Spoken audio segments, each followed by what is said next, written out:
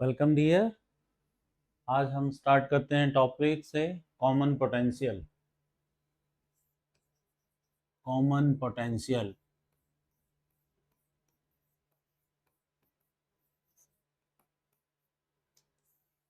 Potential acquired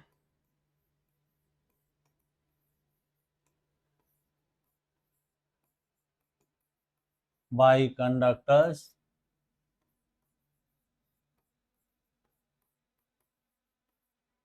after redistribution of charge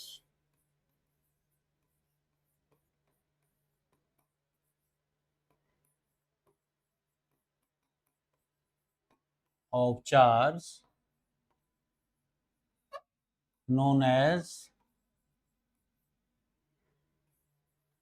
common potential.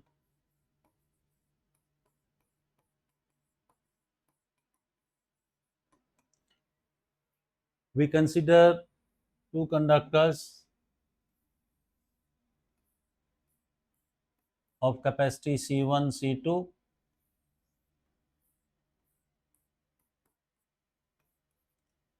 इस पे charge Q1 कर दिया, इस पे चार्ज Q2 कर दिया। Q1 is the charge on conductor of capacity C1, Q2 is the charge on conductor of capacity C2। तो potential अलग अलग होगा, कैपेसिटी अलग, चार्ज अलग, कैपेसिटी अलग, चार्ज अलग, दोनों का पोटेंशियल अलग अलग होगा। तो टोटल चार्ज कितना हो गया? What is total charge?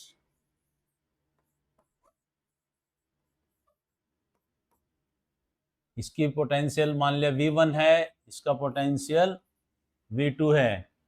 So total charge Q1 plus Q2 C1 V1 plus C2 V2 हो गया total charge. Now we join it by connecting wires. इसको ज्वाइन कर दिया तो charge will redistribute till both the acquire same potential known as common potential. If these conductors are joined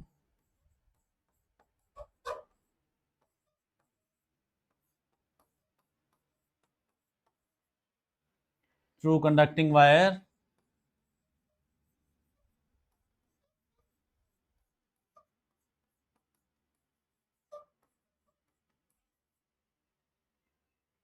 let V be the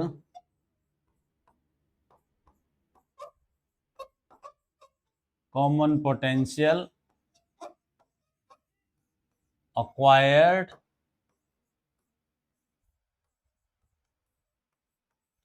after redistribution of charge. Redistribution of charge.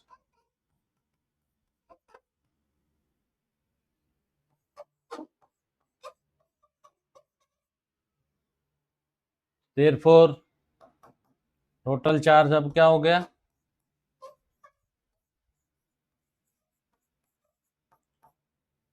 When we join these two conductors, so C1 plus C2 is the net capacity and V be the common potential. According to conservation of charge, charge before redistribution is equal to charge after redistribution. According to conservation of charge,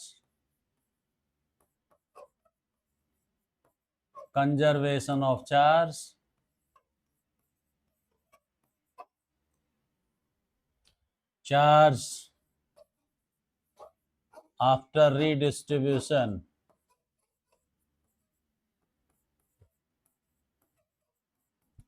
is equal to charge before redistribution. Before redistribution.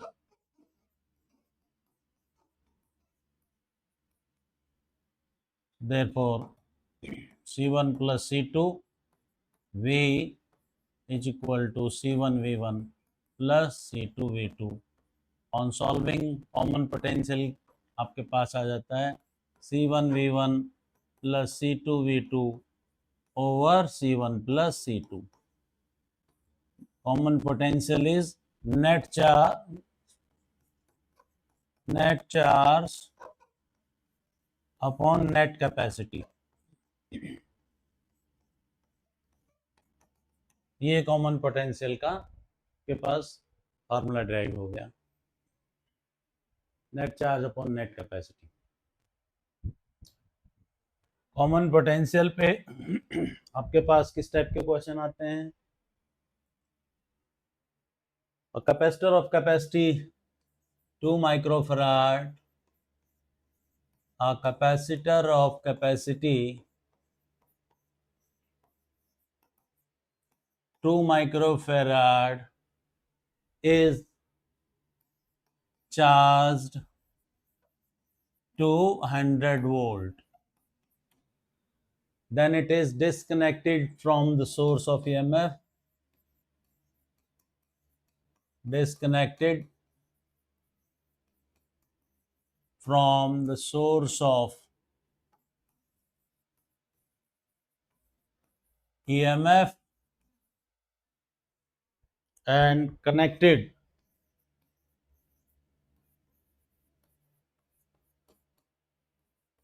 across an identical capacitor, identical uncharged capacitor, uncharged capacitor। दो तरीके से कर लेते हैं, in parallel,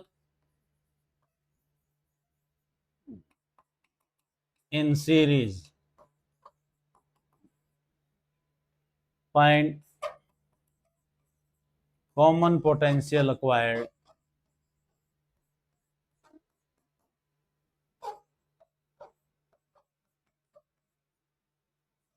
in each case।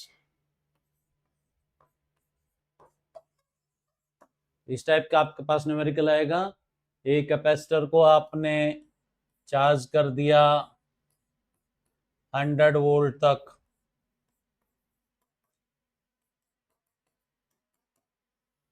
इसकी capacity आपको 2 microfarad given है, यहां से आप चार्ज निकाल लेंगे। Then it is disconnected from the cell और कनेक्टेड अक्रॉस, ये आपके पास क्वेश्चन है, एक को पैरेलल में और एक केस में उसको सीरीज में लगा दिया। कॉमन पोटेंशियल क्या होगा? दो केस आपके पास दिए। तो अभी अभी आपने किया था, common potential net charge upon net capacity.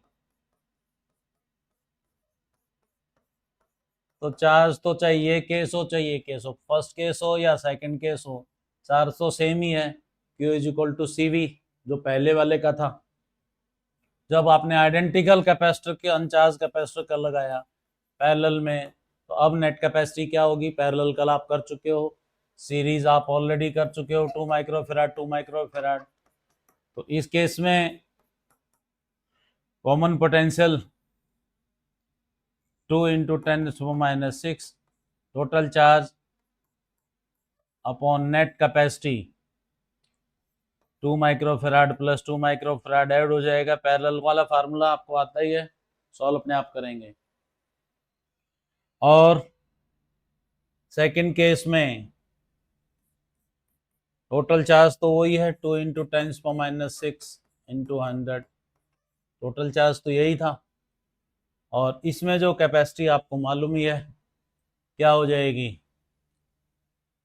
सी नेट। जब आप इसका निकालोगे, इस केस में सी नेट निकालेंगे तो 2 microfarad into 2 microfarad C1 C2 over C1 plus C2, 2 microfarad plus 2 microfarad, इसमें 1 माइक्रोफैराड आपके पास आ जाएगा। इस तरीके से आप ये क्वेश्चन सॉल्व कर सकते हैं कॉमन पोटेंशियल की, ये आपके पास आएगा। कॉमन पोटेंशियल आपने जो किया अभी, उसी आर्ट के साथ एक इंपॉर्टेंट आर्टिकल आता है, energy loss due to redistribution of charge. Energy loss due to redistribution of charge, C1 C2 जो दो, जब आप उसको कनेक्ट करते हैं दोनों को, चार्ज V1 पोटेंशियल था उसका V2 था। एनर्जी लॉस इसमें क्या हुआ, तो ये आपके पास बोर्ड में डेरिवेशन आती है। Energy loss due to redistribution of charge।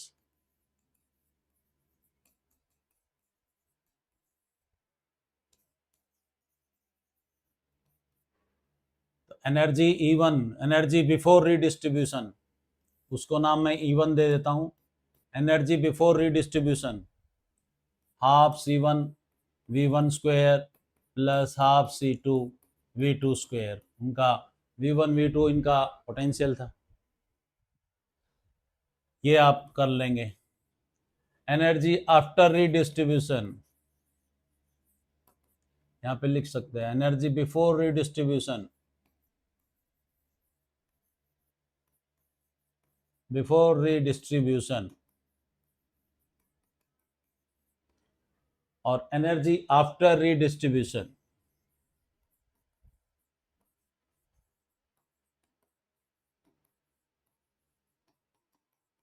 तो क्या होगा energy after redistribution, total capacity C1 plus C2 आपके पास आ जाएगी और कॉमन पोटेंशियल V स्क्वायर हो जाएगा। कॉमन पोटेंशियल आप कर चुके हो अभी, जब आप कनेक्ट करेंगे तो नेट कैपेसिटी C1 C2 आ जाएगी, C1 प्लस C2 और कॉमन पोटेंशियल जो होगा due to redistribution of charge. जब हम कॉमन पोटेंशियल की वैल्यू रखते हैं आप C1 plus C2, common potential की वैल्यू जब आप रखोगे C1 V1 plus C2 V2 over C1 plus C2 whole square है ये। तो सॉल्व करने के बाद E2 आपके पास आ जाएगा half C1 V1 plus C2 V2 square over C1 plus C2, क्योंकि ये इसका एक स्क्वायर कट जाएगा इसका नीचे का। तो एनर्जी लॉस के लिए तो आप एनर्जी लॉस अगर आप देखते हैं E1 माइनस E2 अगर पॉजिटिव आ रहा है तो एनर्जी लॉस होगा। Energy loss E1 half C1 V1 square plus half C2 V2 square और E2 आपने ये रख दिया minus half C1 V1 plus C2 V2 whole square over C1 plus C2 जब आप लिखेंगे ऐसे। तो आप जब ये सॉल्व कर लेंगे एनर्जी लॉस, देखिए जब आप ये सॉल्व कर लेंगे आफ्टर सॉल्विंग, ये मैं आपके लिए छोड़ रहा हूँ, हाफ कॉमन आ जाएगा C1 प्लस C2, इसमें एलसीएम आ जाएगा, 6th के स्टैंडर्ड की बातें हैं ये। तो जब ये सॉल्व करने के बाद आफ्टर सॉल्विंग एनर्जी लॉस कितना आया, half C1 C2 V1 minus V2 square, बेशक V2 माइनस V1 भी लिख ले, अंदर स्क्वायर ऊपर स्क्वायर है तो कोई फर्क नहीं पड़ा, half C1 C2 over C1 plus C2, ये आपके पास आ जाएगा। ये सॉल्व करने के बाद ये एनर्जी लॉस आ रहा है विच इज ग्रेटर देन 0, ये डिफरेंस इज ग्रेटर देन, तो this is energy loss. This energy loss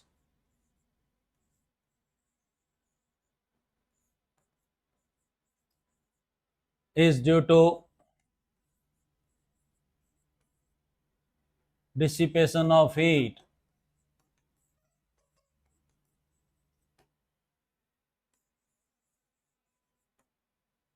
across connecting wire।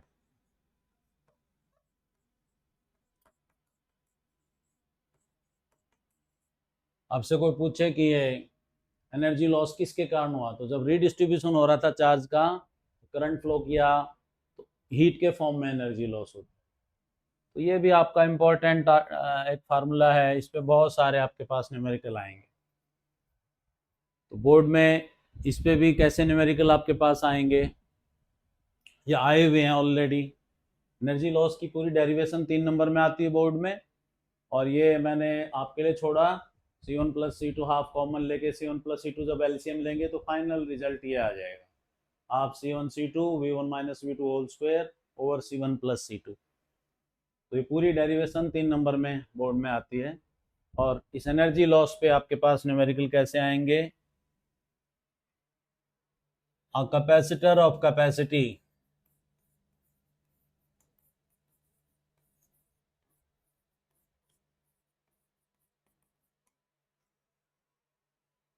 Four microfarad is charged to 100 volt, then it is disconnected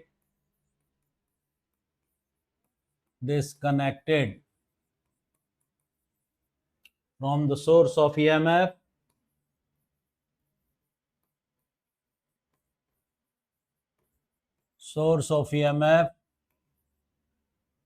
and connected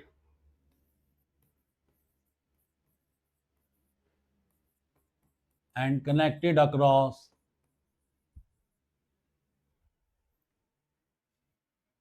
an identical uncharged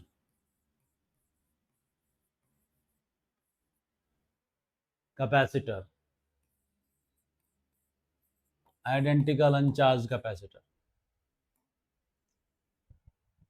Find energy loss.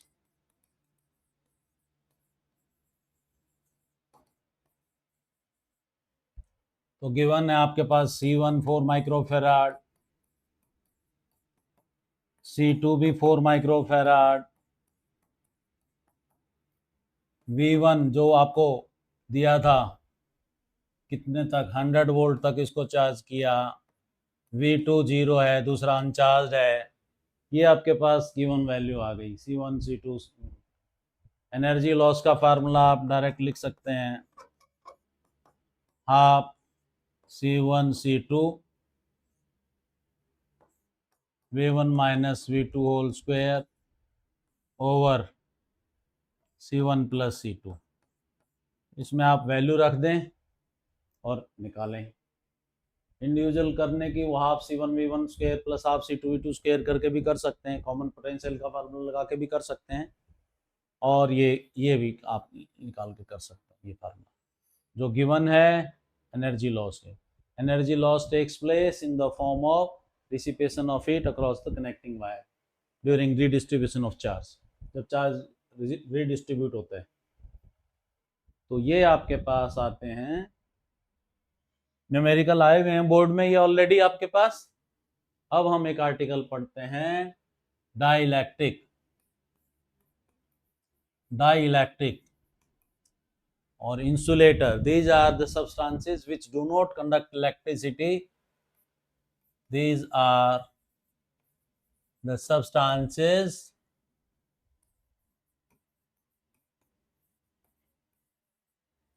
which do not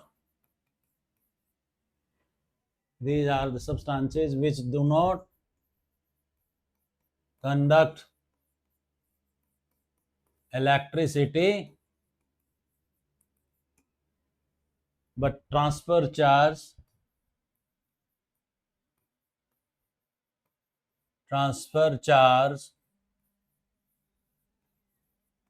due to induction।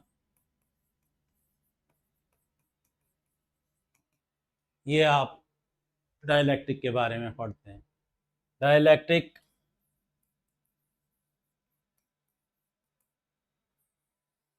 दो type का होगा, non polar dielectric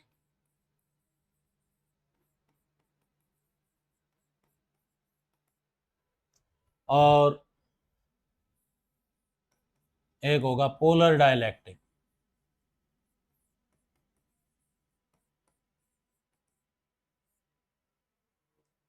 non polar जिसमें poles ना बढ़ते हो, positive negative charge का centre separate ना होता हो। पोलर डाइलेक्ट्रिक जिसमें सेपरेट पोल बनते हो। तो non polar dielectric in which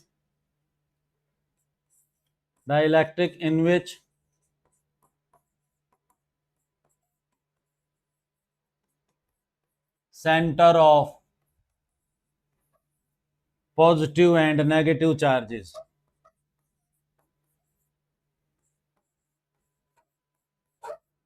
coincides, known as non-polar dialectic. Non-polar dialectic.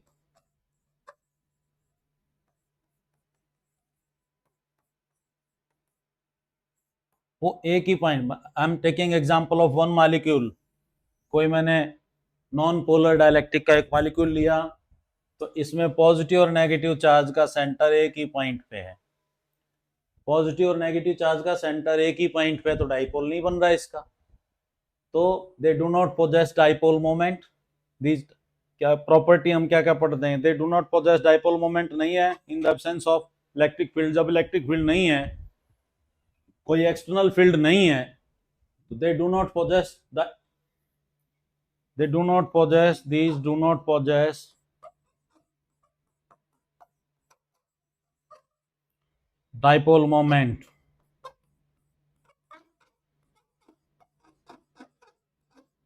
in the absence of external field. Absence of external field. Example आप इसके लेते हैं N2O2, H2, ये सारे एग्जाम्पल हैं, H2N2O2 एग्जाम्पल हैं नॉन पोलर डायलैक्ट्रिक के। Non polar dielectric में जो शेप होती है symmetric, symmetric symmetric shape word का क्या मतलब है कि भाई जब नॉन पोलर डायलैक्ट्रिक में तो एक पैटर्न होता है, ए मॉलिक्यूल, ए एटम जो है लगातार बी से एक एक पैटर्न होगा, हर बार जो है ए दो बी से सराउंड होगा। मैं एग्जांपल ले रहा हूँ, ये सिमेट्री होती है जिसमें एक एटम एक चारों तरफ एक जैसे एटम से ही सराउंड हो, वो सिमेट्रिक बन जाता है, सिमेट्रिक शेप आ जाएगी इसकी। पोलर डायलैक्ट्रिक और ये सिमेट्री सारी आप वो ल्यूइस स्ट्रक्चर में पढ़ते हैं, केमिस्ट्री में और ज़्यादा डिटेल में पढ़ते हैं आप। ल्यूइस स्ट्रक्चर है, वेस्पर स्ट्रक्चर, तो ये जो है उस तरीके से आता है। क्या स्ट्रक्चर बनता है कि इनका डाइपोल मोमेंट आपस में सारा कैंसिल हो जाता है, जो डाइपोल मोमेंट बनता है नॉन पोलर डायलैक्ट्रिक के मॉलिक्यूल में वो आपस में कैंसिल हो जाता है, तो नेट डाइपोल मोमेंट जीरो आ जाता है।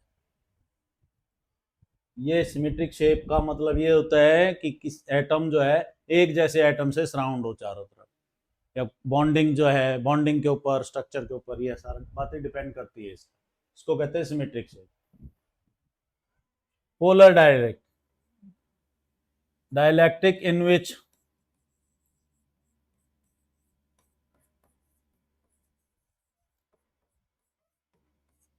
center of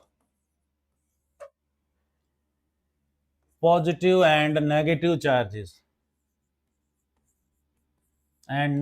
charges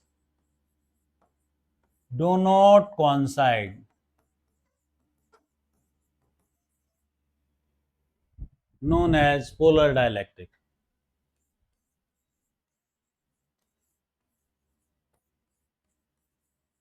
polar dielectric जिसमें पोल बन रहे हैं, पॉजिटिव और नेगेटिव चार्ज का सेंटर, ये कोई मैं मॉलिक्यूल का एग्जांपल ले रहा हूं, पॉजिटिव और नेगेटिव चार्ज का एक सेंटर है, तो पोल्स बने हुए हैं, तो इसके अंदर फील्ड भी है, और they possess dipole moment even in the absence of external possess, these possess permanent dipole moment,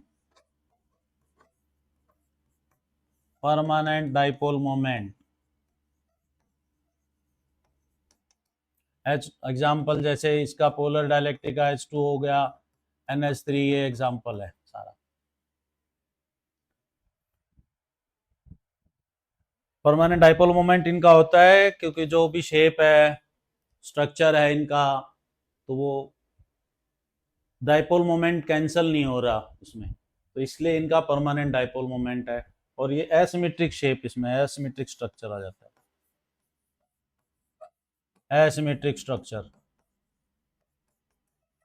जैसे मैंने इसमें एग्जांपल लिया कि कोई इसमें ए एटम बी से ही सराउंड हो रहा है, तो इसमें मान लिया यहाँ पे तो ए जो है इधर बी है, लेकिन नेक्स्ट ए में जो हो गया वो सी आ गया कोई, तो एसिमेट्री स्ट्रक्चर ये हो जाता है।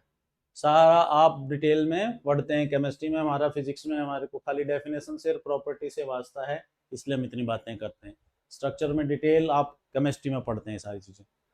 एसिमेट्रिक स्ट्रक्चर का मीनिंग क्या है वो मैं खाली बताना चाह रहा था। इसमें हर एटम चारों तरफ एक जैसे एटम होंगे, इसमें डिफरेंट आ जाएंगे, पैटर्न एक रेगुलर पैटर्न नहीं बनेगा, तो एसिमेट्रिक स्ट्रक्चर बनता है।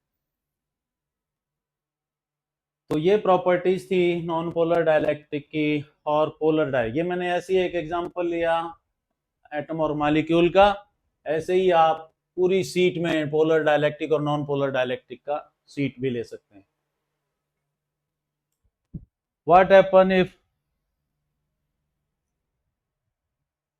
if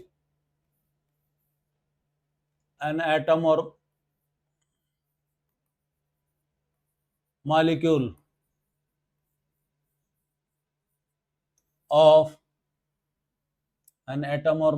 of non-polar dialectic is placed in an external field, external electric field is placed in an external electric field। अगर हम नॉन पोलर जो ये था इसको किसी फील्ड में रख दें तो क्या होगा, ये फील्ड जो है एक्सटर्नल फील्ड ई नोट मान लिया एक्सटर्नल फील्ड है, इसके सेंटर को पॉजिटिव को अपनी तरफ पुश कर देगी, in the direction of field push हो जाएगा पॉजिटिव चार्ज, और नेगेटिव चार्ज इधर पुश हो जाएगा। When an atom or molecule of non-polar dielectric is placed in an external field, it get polarized। ये पोल बन जाते हैं, इसमें पॉजिटिव चार्ज कोई अपनी डायरेक्शन में ले जाएगा फील्ड, और negative opposite to the direction of field. तो centre of positive and negative charges get separated। So by placing an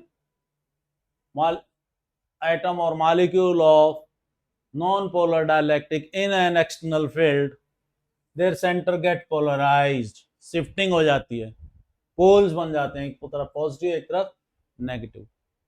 although these happens due to the presence of E note, E note को हटा देंगे तो वापस coincide कर जाएंगे, तो E note की प्रेजेंस में दे गेट पोलराइज्ड, तो दे पोजेस डाइपोल। अगर इसका पोलराइज हो गए तो इसके अंदर डाइपोल मोमेंट भी आ जाएगा, टेम्परेरी डाइपोल मोमेंट बोल देंगे इसको।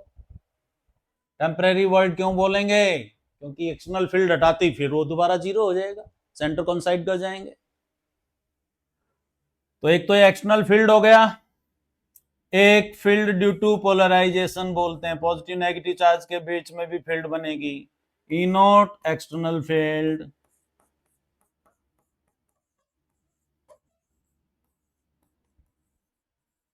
EP field due to polarisation, field due to polarisation.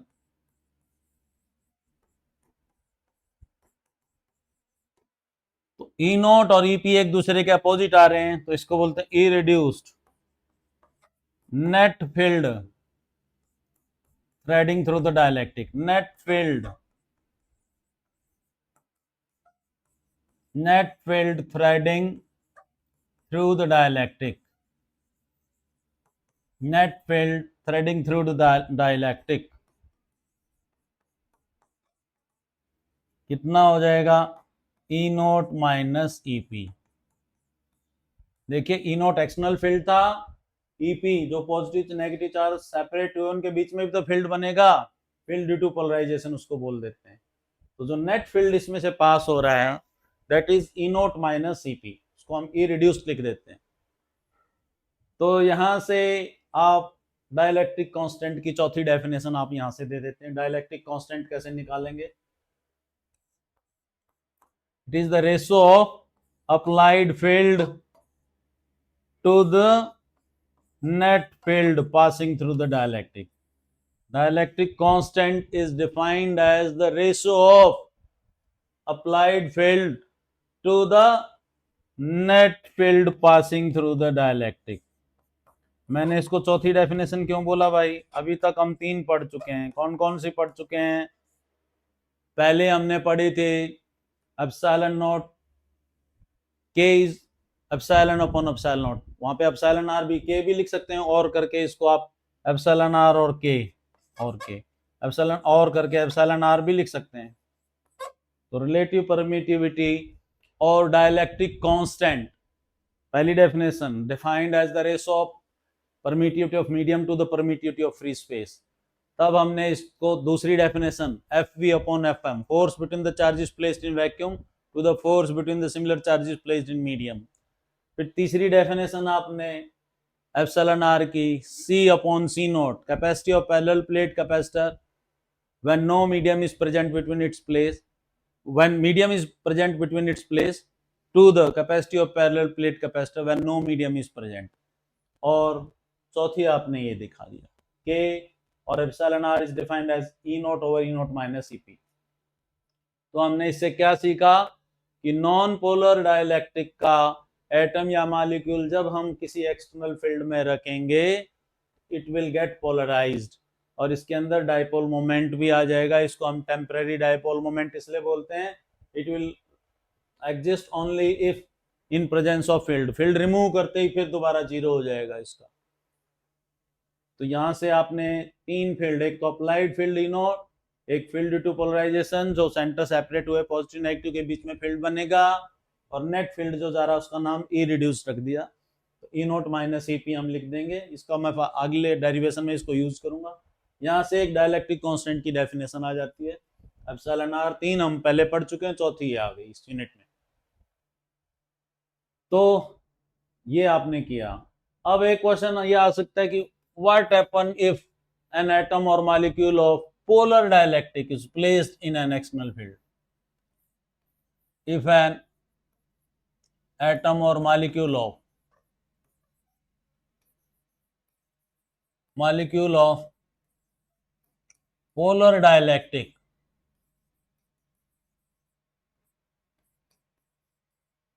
is placed in an external field.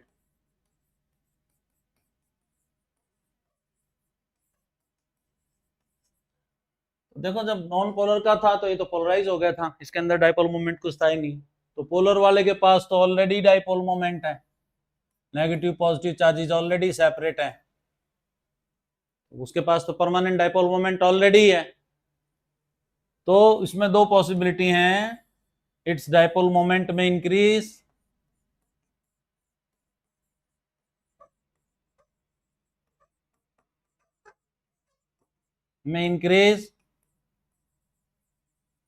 और सेकंड है ओरिएंटेशन में टेक प्लेस।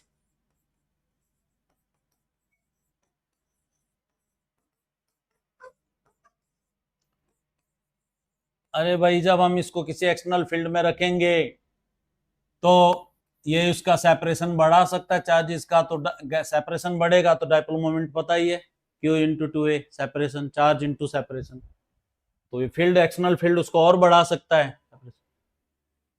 दूसरा, किसी और डायरेक्शन में अगर हमने फील्ड लगा दी, ये कोई डाइपोल पड़ा है इसका पोलर डाइलेक्ट्रिक का, तो किसी और डायरेक्शन में अपने फील्ड लगा दी, तो आपको मालूम ही है ये जो है इसको अपनी डायरेक्शन में ओरिएंट करा देगा। तो जो फील्ड लगाएंगे आप, जो फील्ड लगाएंगे तो फील्ड की टेंडेंसी है it align the dipole in its own direction. पढ़ रखा है आपने, अपनी डायरेक्शन में क्यों लाता है? To for the maximum stability, to acquire minimum potential energy.